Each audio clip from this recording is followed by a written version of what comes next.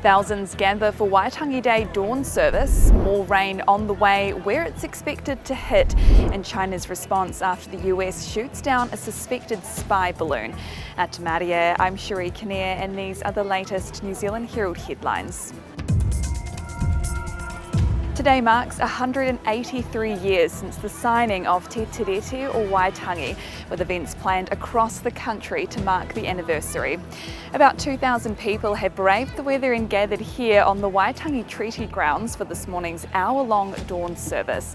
Among them, politicians including the Prime Minister, dignitaries and the Commissioner of Police, Chief of Navy and the Governor-General. Some used waiata and others karakia to commemorate the signing. Prime Minister Chris Hipkins delivered a short prayer and says it's both a chance to look back and forward at the future. God of New Zealand, of Māori and Pākehā, and of all who dwell in our land. 183 years ago, people gathered here to do something very bold. So today we reflect on what we have achieved together and what more we must do. Help us to increase our trust in one another.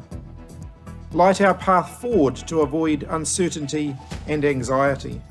Meanwhile, it's set to be a rainy Waitangi Day for much of the North Island as well as parts of the south. Flood-soaked Auckland is set to face yet more rain. The heaviest rain is expected in Buller, Tasman, Westland, Nelson and Marlborough, where an orange heavy rain warning is in effect. Met Service meteorologist Carl Lutz says a strong front is moving across the country.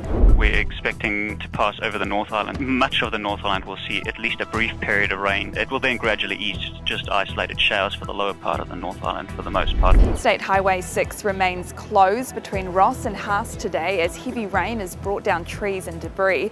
Waka Kotahi says drivers in affected regions will need to take care. An orange strong wind warning is also in place for Canterbury.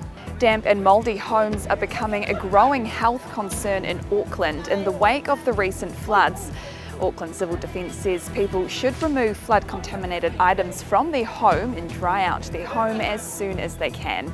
It's also urging people to be on the lookout for any signs of mould. And in world news this morning, China has condemned the US for shooting down a suspected Chinese spy balloon over the American East Coast.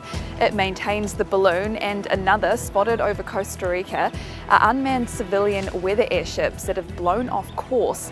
In a statement released overnight, China's Defence Ministry says the US has overreacted and it reserves the right to deal with similar situations. But many experts say the theory that the balloons drifted thousands of kilometres off course from China to the US is rather odd. And those are the latest New Zealand Herald headlines. For more stories and to stay up to date, head to nzherald.co.nz.